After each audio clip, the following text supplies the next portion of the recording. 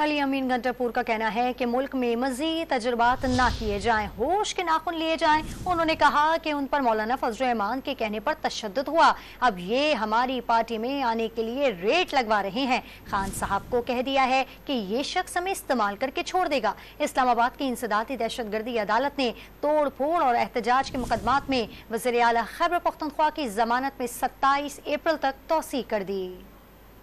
आप ऐसा करें, आप एक सर्वे कर लें डी खान जाकर कि लोगों को DI खान में लोगों को पकड़ पकड़ के किसकी पार्टी में ले जाया गया, इस मौलाना की पार्टी में ले जाया गया, पकड़ पकड़ के जबरदस्ती ज्वाइन करवाया गया, जबरदस्ती प्रोग्राम करवाया गया। ये कह रहे मैंने चोरी हुआ है, मेरी फिर रिक्वेस्ट है, मैं आज फिर यहाँ खड़ा हूँ। अभी ये इलेक्शन हो रहा है 21 तारीख को, आपका भाई अपने कागजात जमा करा के भाग क्यों गया? इलेक्शन से क्यों भाग गया?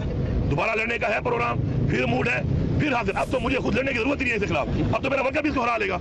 वो देखो पशीन जहाँ पहुंचा है, मशीन में जाके जीत रहा है। बाकी हमारी पार्टी की एक पॉलिसी है, अगर एक एजेंडा पे जो कि मैंडेट तो हमारा चोरी हुआ, कोई और भी समझता है कि चोरी हुआ है और इस एजेंडा पे वो साथ देने को तैयार है, तो मुझे कोई एतराज नहीं है उसके ऊपर। लेकिन मैं पर्सनली बता दूं आपको, मुझे पता है मौलाना अपना रेट लगवा रहा है, मेरी जाती राय है, मैंने पार्टी को भी राय दी है, रेट लगवा रहा है, फिर ले दे करेगा, अपने आप को पीछे बच्चा कुछ नहीं है, इस्तेमाल करके फिर मदरसे के बच्चों को इस्तेमाल करेगा, फिर कोई डील करेगा, कश्मीर कमेटी लेगा, कोई गवर्नर लेगा या कोई माल लेगा और फिर मेरा नोट भी खा मेरा वोट बने तो फिर कहीं और चल पड़ेगा।